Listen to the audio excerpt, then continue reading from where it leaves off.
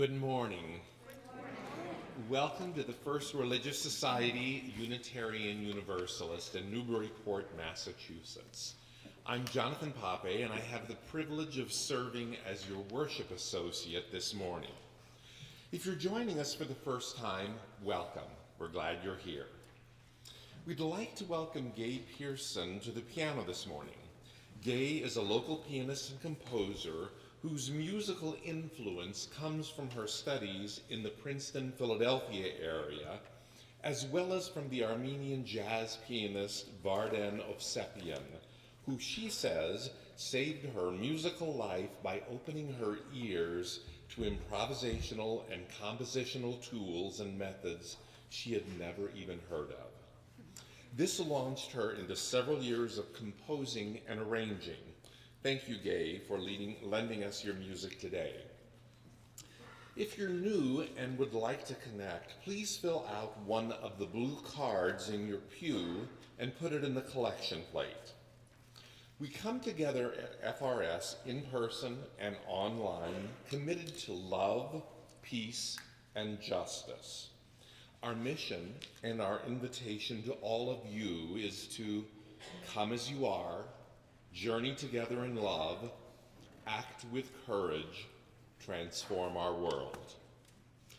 If you're worshiping online and would like to access the morning's order of service, please click on the link just below the live stream.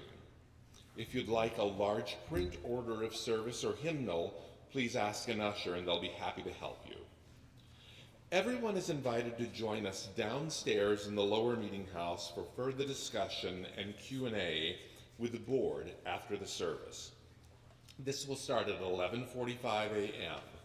For those of you online, you'll find the Zoom link in your order of service. Please also take a moment to review your order of service for all the activities happening this week. I'd particularly like to draw your attention to the inaugural concert of the 2025 Gene C. Wilson Music Series. Today at 4 p.m. here in the sanctuary, we're pleased to present the Cuban Art Song Project, which seeks to promote underperformed Cuban art songs, zarzuela, and popular music. Tickets for the concert are still available and can be purchased at the door. And after the concert, there will be a salsa dance party in the parish hall at 5:30. Dance leaders from Salsa Secrets will offer a Cuban dance lesson and get everyone moving to the Latin rhythm. There will be drinks and snacks, and everyone should feel free to wear party clothes and bright colors. Fedoras are optional. Dance party admission is $20 per person at the parish hall door, and free admission for children. Every Sunday, it is such a blessing that we can be together. So let us give ourselves to it. Welcome once again. It's good to be together.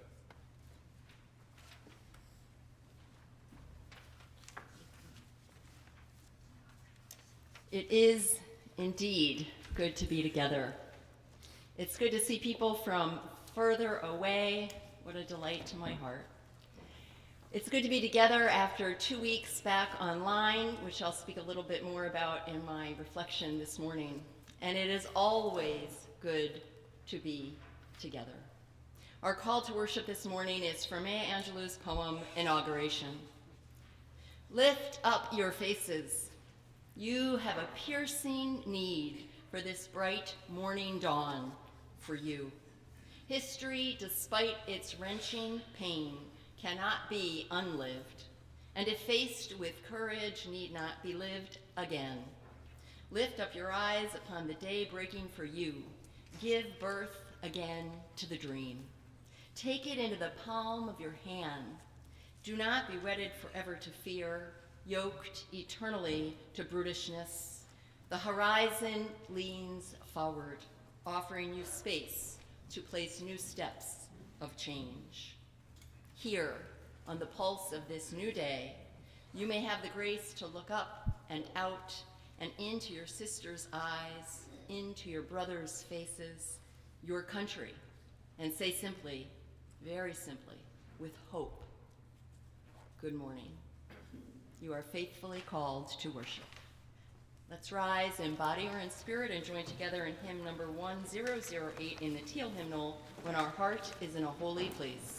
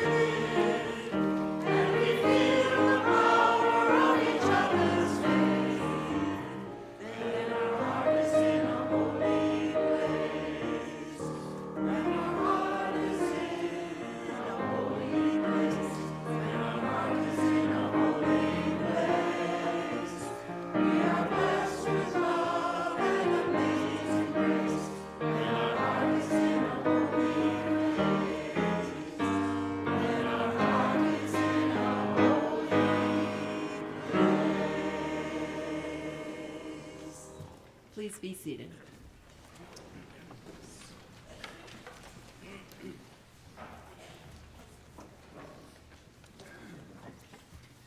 Please join myself and Joe and Jonathan as we light the chalice. Your words are in your order of service. Please join me.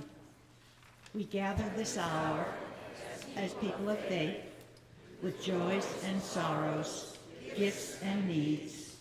We light this beacon of hope, sign of our quest for truth and meaning in celebration of the life we share together.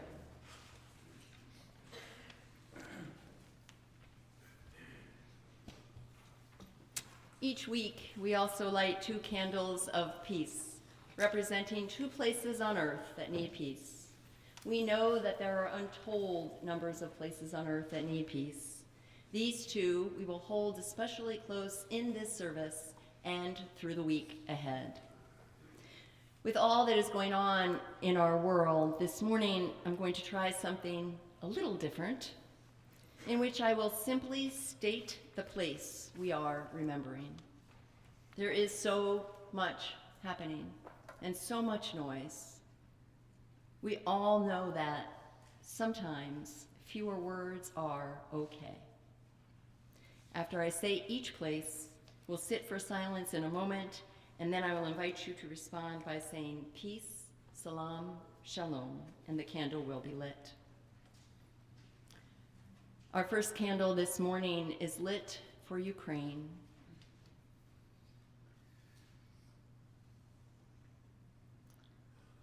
Peace, salam, shalom. And our second candle this morning is lit for governmentally funded organizations and nonprofits and social service organizations around the country.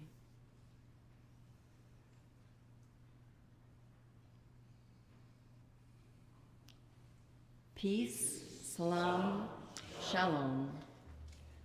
Let's rise in body or in spirit and join together now in our affirmation of faith, followed by our doxology. The words are in your order of service. Love is the doctrine of this church.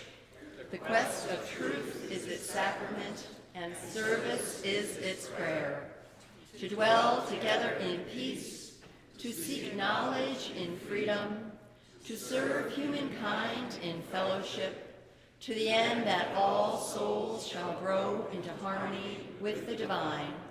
Thus do we covenant with each other and with God.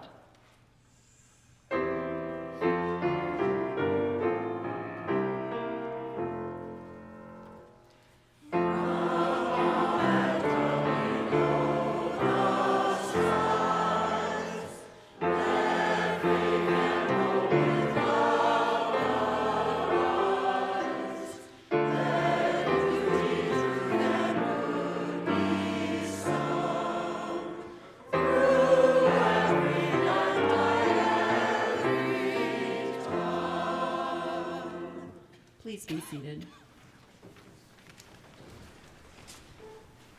In just a moment, we're going to be hearing from some members of the board and our capital campaign team. However, before we begin, I would like to ask all of the members of the parish board and also of the 4th Century campaign, both in person and online, to please stand so we may acknowledge and see who you are.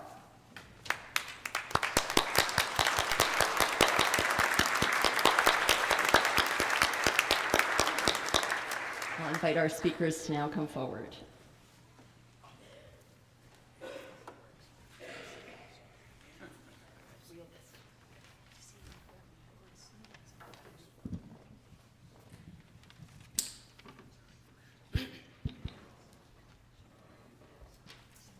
Good morning. I'm Bob Higgins. I'm Vice Chair of the Parish Board, subbing for Tina Bennett, who's in a much warmer climate right now. I'll take just a few minutes of time to talk about the annual campaign. You'll be hearing more about it over the coming weeks, and you'll be receiving your brochure soon in the mail. This year we are privileged to have Florence and John Mercer as honorary chairs of the campaign.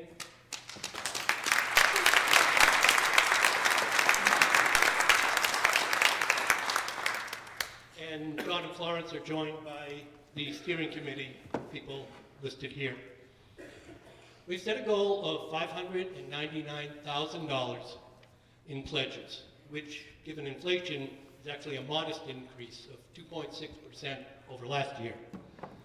This is due in part to our ability to raise revenue from other sources, such as renting out Parish Hall. But make no mistake, we rely heavily, most heavily, on the financial commitment of all of us to support and keep this church running. New this year, our campaign representatives will be reaching out to you, not only for your pledge, but also to ask about your interest and willingness to get involved in church activities. It could be helping at a special event, maybe serving on a board or a committee, or perhaps donating your time with your areas of interest or expertise.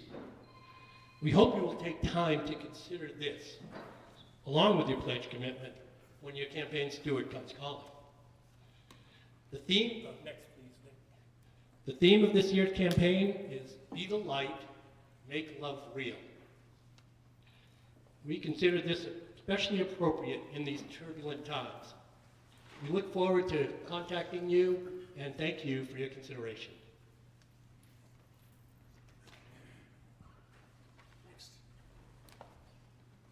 Morning all, how are you? I'm Lark Madden, and I'm here with Barbara Garnis to talk a little bit about our capital campaign planning efforts.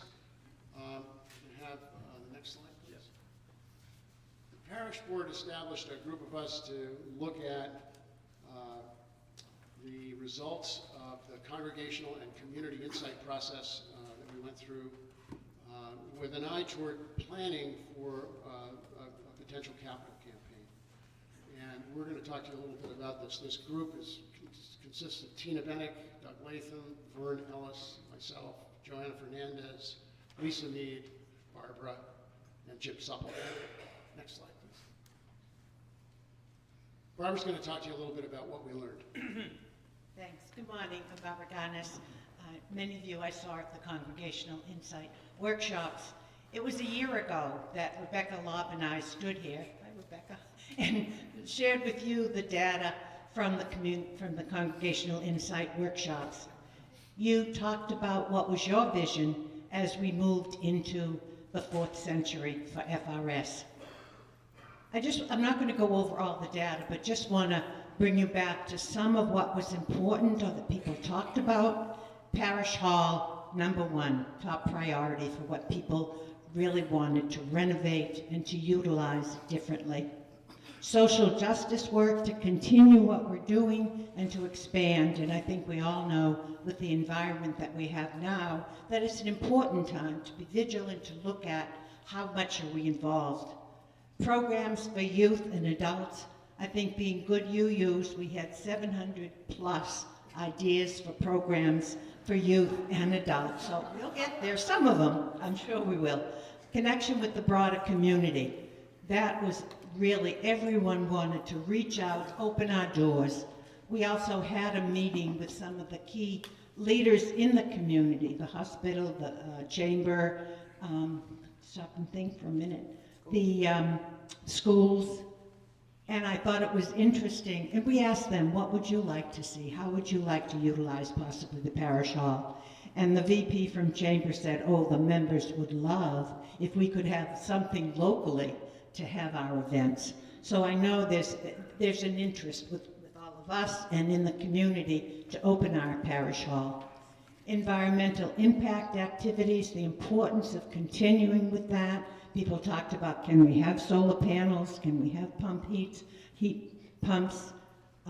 So we need to really be mindful of what we're doing with the parish hall. Temporary housing, people talked about, could we possibly have temporary housing for immigrants or for elders? Generate income. If we're going to do that in the parish hall, we certainly will need to bring the kitchen up to code. It's a public health, we have to do that. Next slide, Nick.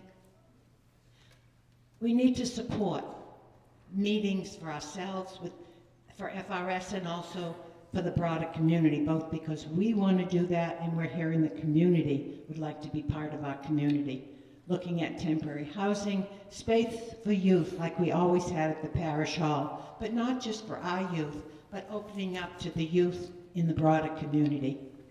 Arts performance space, possibly having recitals, having concerts, having the space available to artists. I thought it was interesting not too long ago, going upstairs in the firehouse, they were utilizing our space to practice for one of their events. So that's exciting. We have a lot that we can really think about as we move forward. And that's why I'm excited here today that we're going to talk about where are we in the process of moving from this is our vision and how do we implement that vision. So I'm going to turn it over to Locke to continue. Thanks. Okay. Next slide. Got one more to do. One more? Yep. So this is a slide that just talks a little bit about the details of the process that we're going through. The planning committee has met with 3 different architectural and engineering firms, and in recognition of our 8th principle, 2 of those firms were women-owned firms, or are women-owned firms. We're still in a selection process with those architects, and what we're doing is, as you might expect, trying to make sure that we can cover the fundamental things that need to be changed or improved over there, and also stay within our means. And so there's going to be a Q&A session after the service today downstairs, and we can answer a lot of questions about the details of that process. But the exciting thing is that we are beginning to create a vision which reflects the values and the energy in the congregation and also in our city, that would turn this building into not just a shiny object over there, but something that was fully supportive of the things that we believe in here and the programs and the outreach and the engagement that this church wants to try to create and sustain. So we're going to do a feasibility study this year. We have received, and Tom's going to talk about the sort of the governance process, but we've received permission from the parish board to ask you for permission to move to the next step. I think it's March 16th that there's a meeting. That process will continue to a congregational vote which would authorize the actual capital campaign. So more to follow, more detail downstairs, and Tom's going to talk about how we're going to do it. Thanks, Larry. Good morning. I'll be brief. I'm Tom Himmel, current chair of the governance committee. As Larry referred to, it's specifically in support of the starting the look at Parish Hall. We're going to schedule a special congregational meeting for March 16th, which is 3 Sundays from now, to be held right after the service. It'll be brief with just one article on that warrant.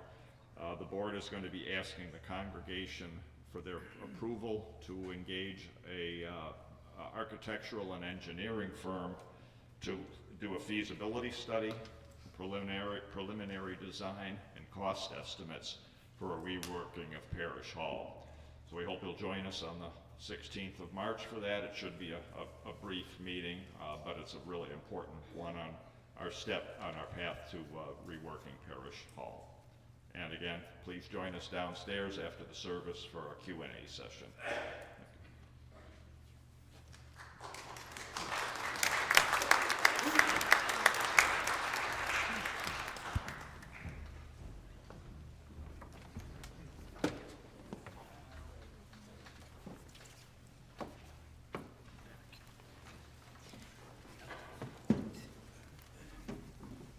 Thank you, everyone on the board and capital campaign team for this presentation. And speaking of capital, the generosity of our community is an essential ministry that supports the work of the church, both in Newburyport and beyond. Each week, 50% of the Sunday offering not designated as a pledge goes to a local community partner engaged in important efforts to transform our region. Our community partner this month is Massachusetts Coalition to Prevent Gun Violence. The Massachusetts Coalition to Prevent Gun Violence brings together over 90 organizations across the state, including First Religious Society, to end the epidemic of gun violence by advocating for improved policies around gun safety and partnering with community organizations working to end violence in their neighborhoods. To give online, please use the link in your order of service or below the live stream. You can also make a contribution by text, and of course you can always mail a check to the church as well. Thank you. The offering will now be gratefully received.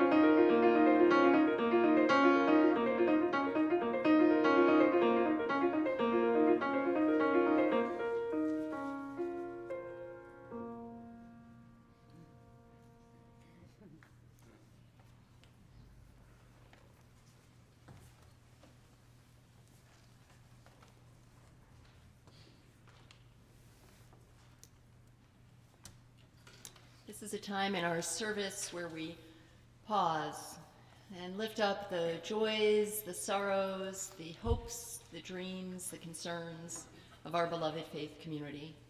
This morning, Tom Himmel, our pastoral care associate, will be lighting candles as I read what was shared with me in advance of today's service and also in the journal that has been written in the journal in the vestibule. Let us gather.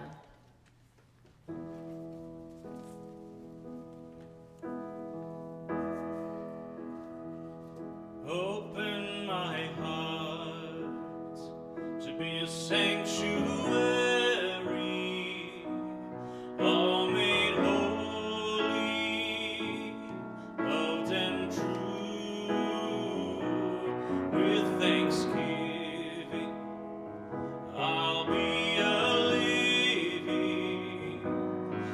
sanctuary for you.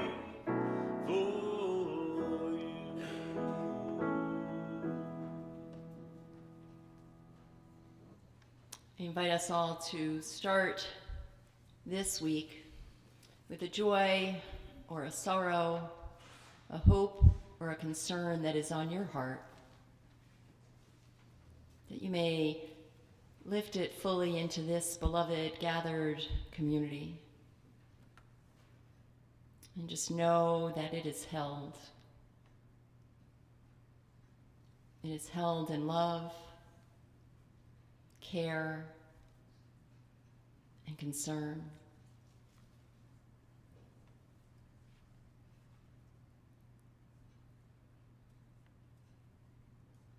We light a candle this morning for Rob Close and Betsy Hazen. Rob's brother Jim died Sunday, February 16th of complicated medical conditions. It is a sad situation that makes this a particularly painful time and death. Jim was the middle brother in the Close family, with Rob the eldest and Mike the youngest. We light another candle of care and concern. Carol Kilty shares also a joy, so we'll light two, and I'll share her exact words. She shares a joy amidst a traditionally sad time and writes, "February has been a somber time for me and my family. This dark and dreary month holds the death of my daughter Catherine 12 years ago, and the death of my husband Stanley 3 years ago. But now there is a little twinkling light with the birth of my first great-grandchild, a little girl who would make my daughter a grandmother. Her name is Vesper Lena. Mother and daughter are doing well. They live near New Haven, Connecticut, so I only have pictures at this time of her sweet little face."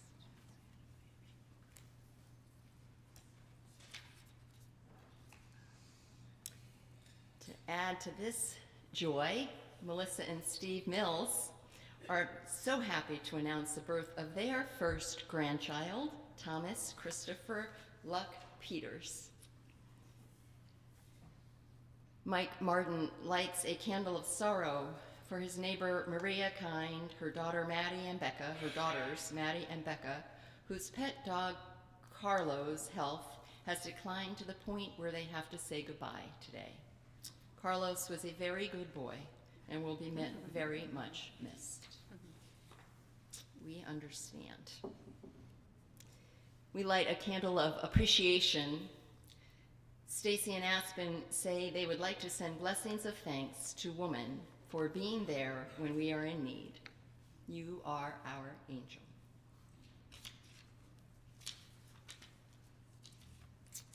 We light a candle of sorrow and joy. This is a theme these days. Ann Mulvey shares that Lowell's Women's Week, 30 years strong, never giving up, is returning. It begins next week and ends in mid-April with Lowell's Take Back the March. For the first time in 30 years, the Lowell National Historical Park will not be participating. The Trump administration will allow programs like theirs, only history programs. To participate in or donate to the Lowell's Women's Week 30 years strong, talk to Ann or go and visit their website. And I can put this out in the vestibule for that information.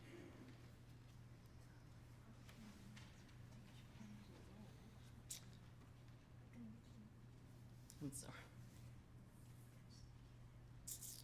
We light a candle of memory and love on this week being the anniversary of Reverend Helen Mergita's passing. We remember how she lifted up our lives, opened our eyes, and warmed us in the comfort of her gentle, loving, always with an easy smile and a good word, Matthew writes.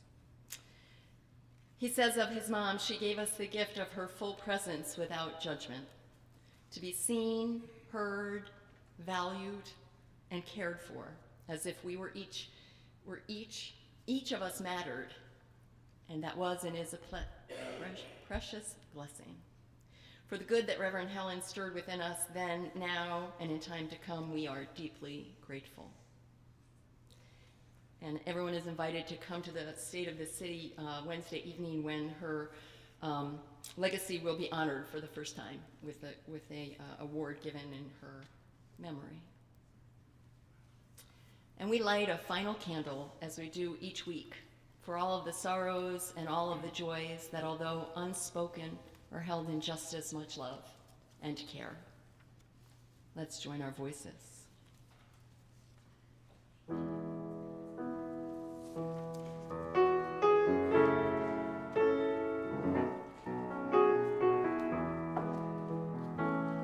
Open my heart to be a sanctuary, all made holy, loved and true. With thanksgiving, I'll be a living sanctuary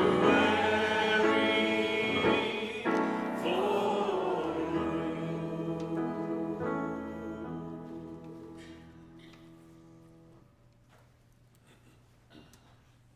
I invite us now all to join together in a spirit of prayer, meditation, and contemplation while we sit in community, in love, in silence, a place where hearts may be held, minds may become clear, and even our hands may stop shaking.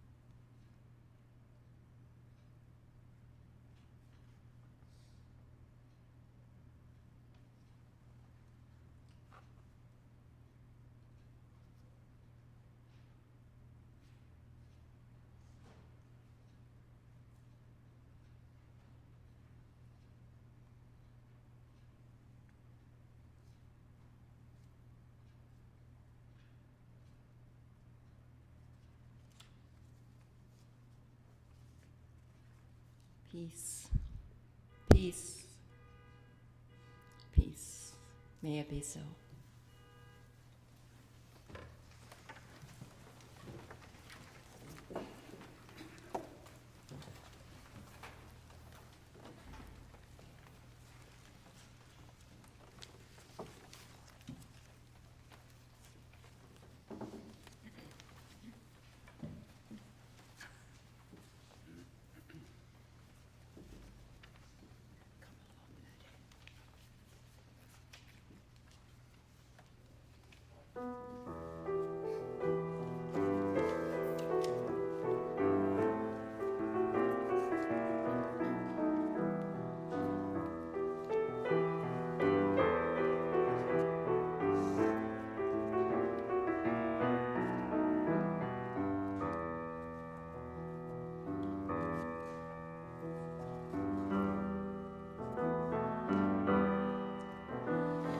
For each child that's born among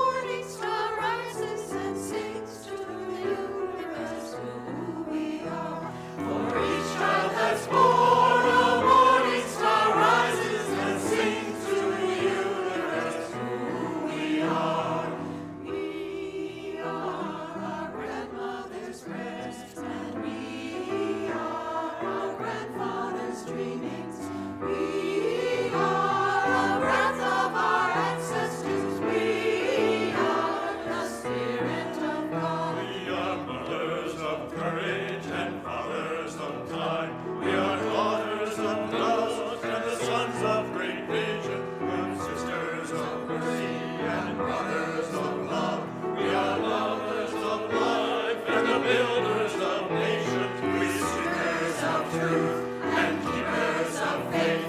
We are makers of peace and the wisdom of ages. We are our grandmother's prayers, and we are our grandfather's dreamings.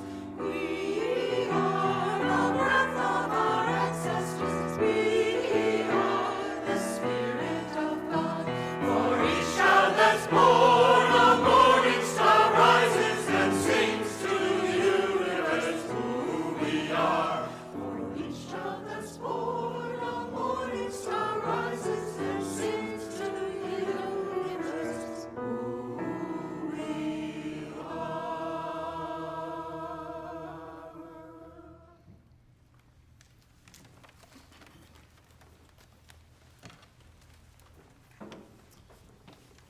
I Want to Be with People, a reading by Dana E. Worsnop.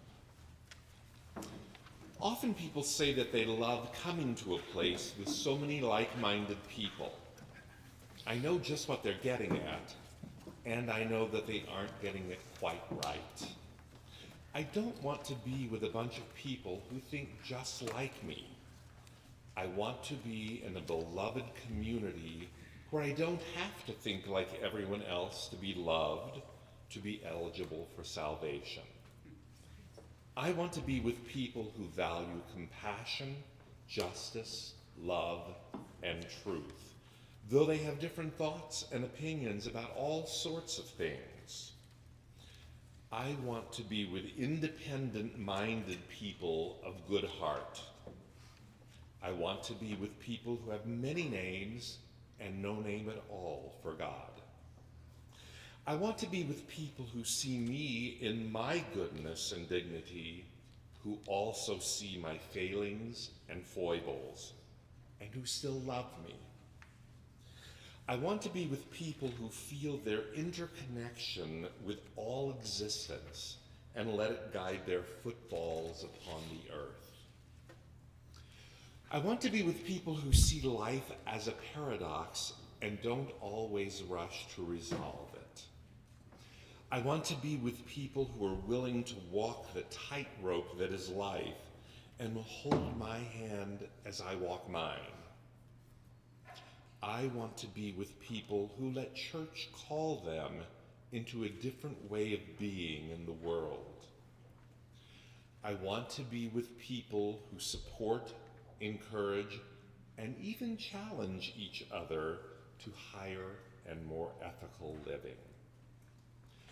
I want to be with people who inspire one another to follow the call of the Spirit. I want to be with people who covenant to be honest, engaged, and kind, who strive to keep their promises and hold me to the promises I make. I want to be with people who give of themselves, who share their hearts and minds and gifts. I want to be with people who know that human community is often warm and generous, sometimes challenging, and almost always a grand adventure. In short, I want to be with people like you.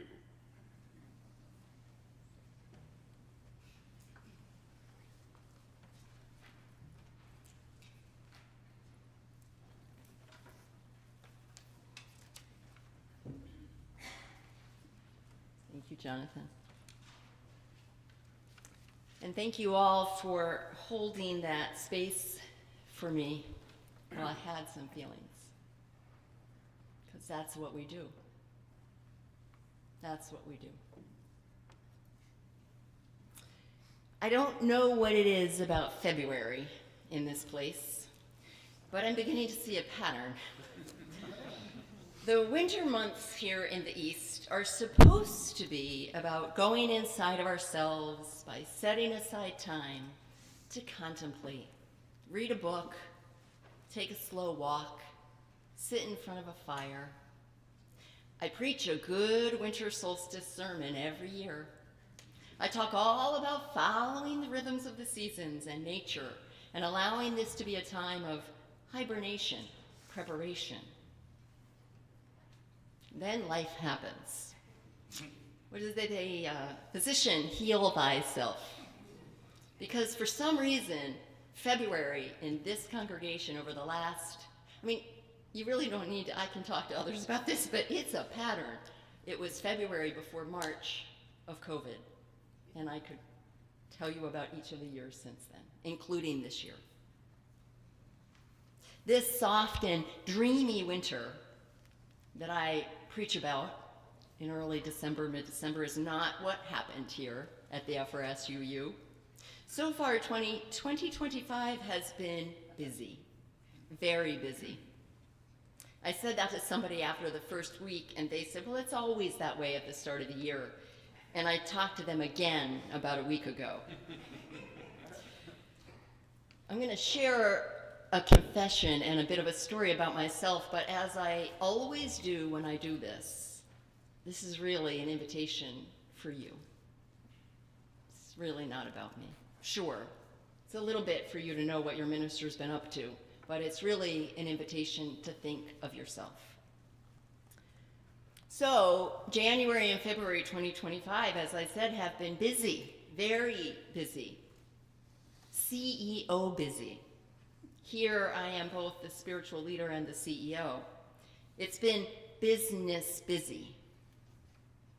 A few nights ago, I reflected upon these last 2 months, and I realized without a shadow of a doubt that I had spent far too much time in the business part of my ministry. And you see, it's what's the word I'm looking for? It is sort of contagious. It's as though, again, think of yourself. We can be centered and clear and absolutely knowing what we believe and want and our priorities. Think of New Year's resolutions. And we go like a little bit that way, and once we go off the beam, to use an analogy some of us say, it just starts kind of spiraling into it, and you may not even realize it's happened until you do. So I'd been falling into this business busy so much so that it disconnected me from my essentials. My essentials are loving all of you. That's what matters. That means having more pastoral visits and conversations, dreaming and planning worship, being there with you through the times in your life. Those are the things that make me come alive. What makes you come alive? Those are the reasons I became a minister. And then when I do them in a balanced way, they give me the energy, the conviction, and the passion I need to do all the rest of the business that must be done to sustain our church. What is it that makes you come alive? Howard Thurman says, that's what we need in this world. People who have come alive.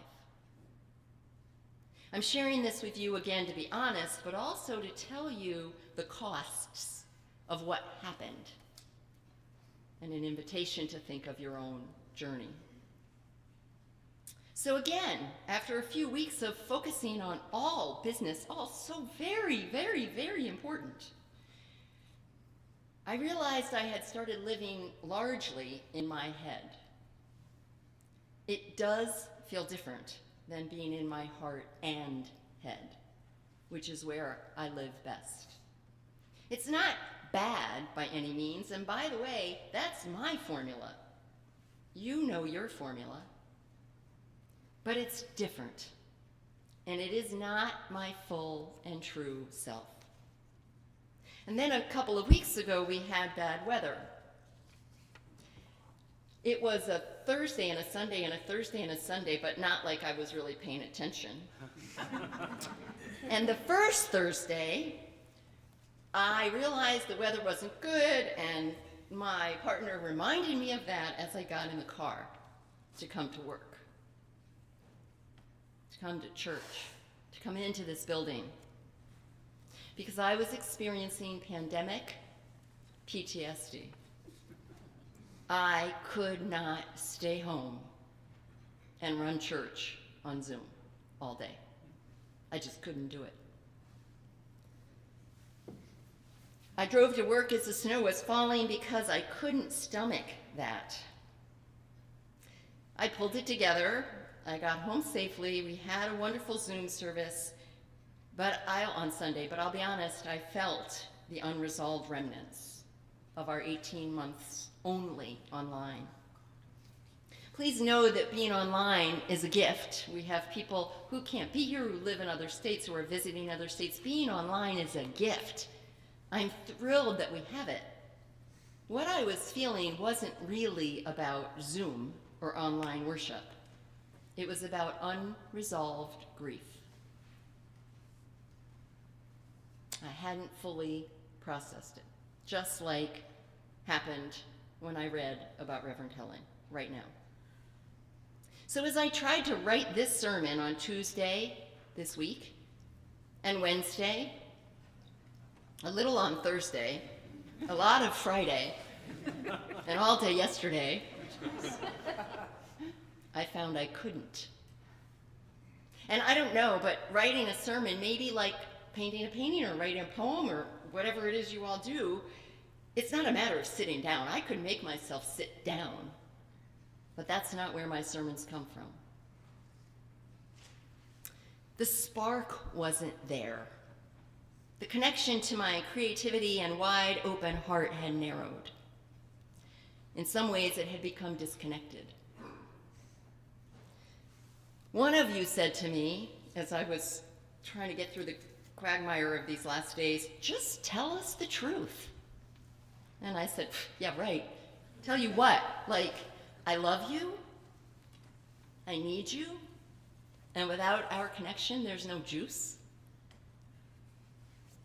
The person just smiled. That's when I realized the cost of disconnecting from what makes our hearts sing. We lose hope. So I want us all to think about our lives, our individual lives. Think about how we're responding to what's happening right now, or maybe, in our country. Because that's exactly what is happening like COVID. It is a collective traumatic experience we're going through. When that happens, we lose hope. We lose inspiration. Things that aren't really that important begin to feel very, very important. We're stressed, maybe less kind. We lose our ability to see options and to be curious. When we are disconnected from what gives us joy and passion, we lose our horizons. A horizon is defined as, quote, the line at which the Earth's surface and the sky appear to meet. It's also defined as a range of vision or field of view. I love the first definition. The line at which the Earth's surface and the sky appear to meet. The line or the edge between Earth, where we stand, and sky, the place of possibility, creativity, and expansiveness. The land we are inhabiting right now, my friends, is hurting. Its people are frightened, and they're showing that in their anger, violence, cruelty, projection. We know that trauma creates lack of trust. And I invite us all right now to just suspend the question of what trauma is, or if we've experienced, have I? I don't. Trauma, stress, times when we feel powerless, times when things are overwhelming. That creates lack of trust.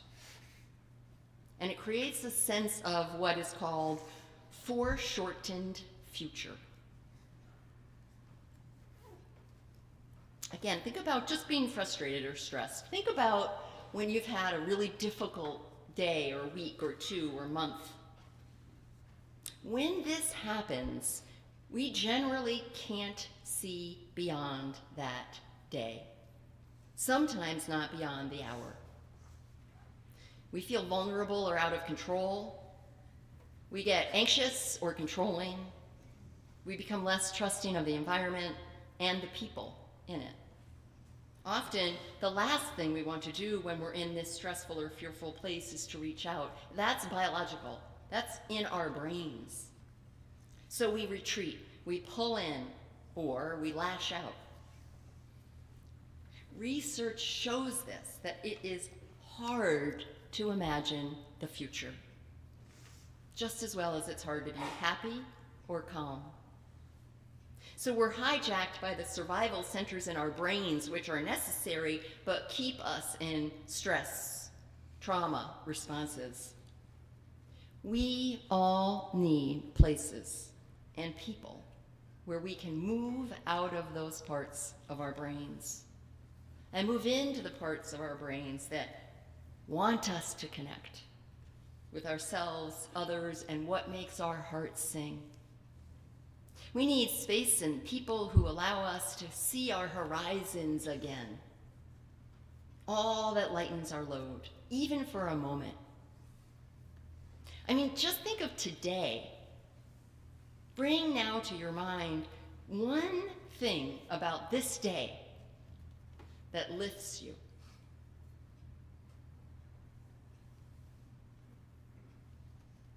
One thing you're going to do.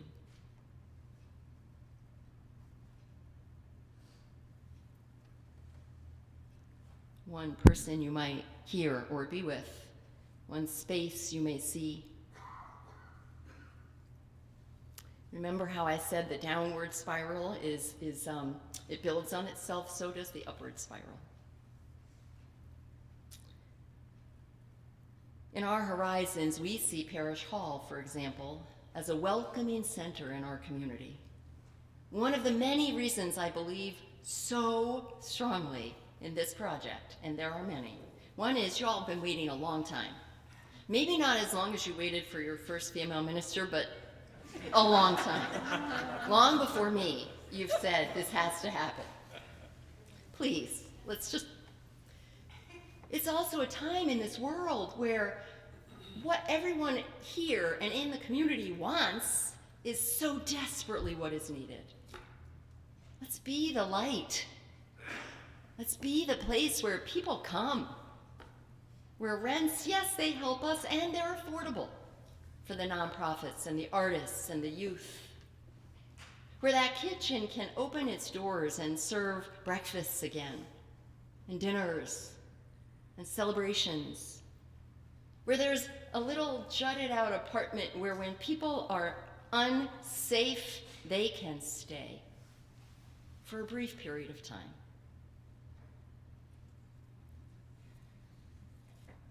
There's a lot more when you read it online, but I'll leave it at that. There are other horizons here at FRS too. We have horizons of music and poetry, friendship, and deep sharing in small groups.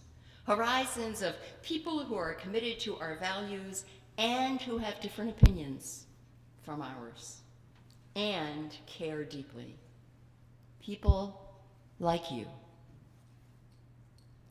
You might be wondering how my sabbatical fits into all of this. Wait, you might be thinking, she needs us, she loves us, and she's going to take time away from us. Yes, because connection is more than physical presence.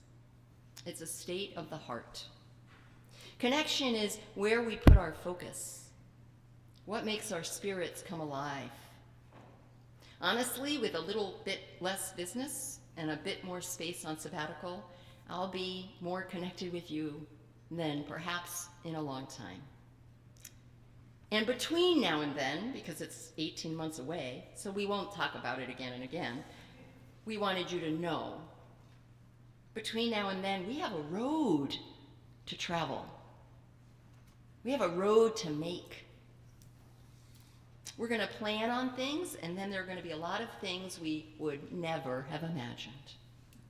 Together, however, connected, what might tear us under will make us stronger, braver, and more confident in the power of love. Before we close, I want to invite you again to connect with a horizon or two of your own. Let your spirit soar. Let your heart come alive. Just for the moment, just in this space.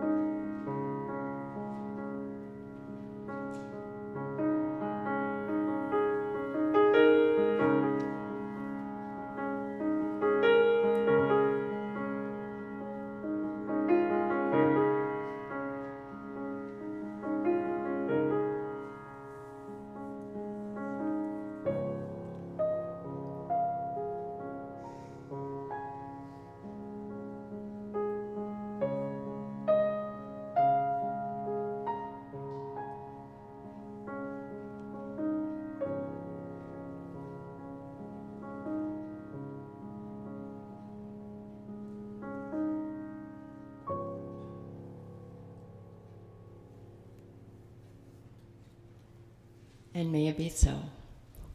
Amen. Let's join together in our closing hymn, number 131, in the Cray hymnal, Love Will Guide Us.